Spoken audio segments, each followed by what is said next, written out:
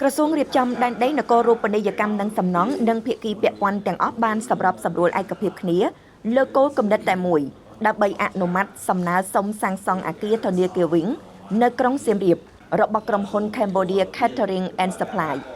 ការសម្រេចនេះធ្វើឡើងនៅក្នុងកិច្ចប្រជុំអន្តរក្រសួងមួយដែលបានប្រព្រឹត្តទៅកាលពីថ្ងៃទី11ខែកុម្ភៈនៅទីស្តីការក្រសួងរៀបចំដែនដីក្រោមអធិបតីភាពរបស់ឯកឧត្តមឧបនាយករដ្ឋមន្ត្រីសៃសំអាល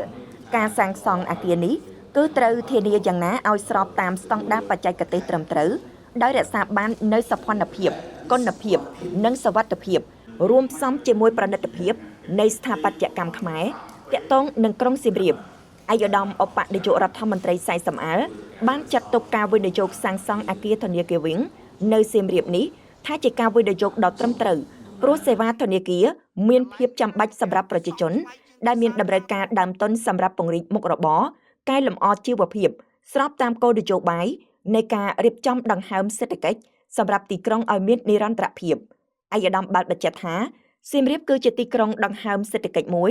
សម្រាប់ប្រជាជនជាតិកម្ពុជា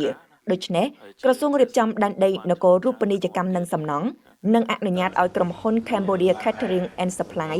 សាងសង់អគារធនាគារ Wing នៅក្នុងខេត្តនេះស្របតាមសំណើរបស់ខ្លួនដើម្បីផ្ដល់សេវាធនាគារហើយបានលើកទឹកចិត្តដល់ធនាគារនៅក្នុងស្រុកឲ្យពង្រីកសេវារបស់ខ្លួនឲ្យបានកាន់តែច្រើនគឺកាន់តែប្រសើរក្រសួងរៀបចំដែនដីនគររូបនីយកម្មនិងសំណង់និងគណៈកម្មការរៀបចំដែនដីនិងនគររូបនីយកម្មថ្នាក់ជាតិបានចាត់ទុកក្រុងសៀមរាបអង្គរគឺជាទីក្រុងបេតិកភណ្ឌពិភពលោកដែលទាមទារឲ្យមានការគិតគូររៀបចំផែនការអភិវឌ្ឍយ៉ាងម៉ត់ចត់ផែនការមេនៃការរៀបចំក្រុងសៀមរាបដូចជាការកំណត់ទីតាំងប្រវត្តិសាស្ត្រការរៀបចំសួនច្បារនិងការរៀបចំអគារជាដើមត្រូវមានការចូលរួមនិងមានការឯកភាពគ្នាដើម្បីរក្សាបាននូវគុណតម្លៃហើយជាការផ្សារភ្ជាប់ទៅនឹងបេតិកភណ្ឌពិភពលោកក្នុងន័យនេះ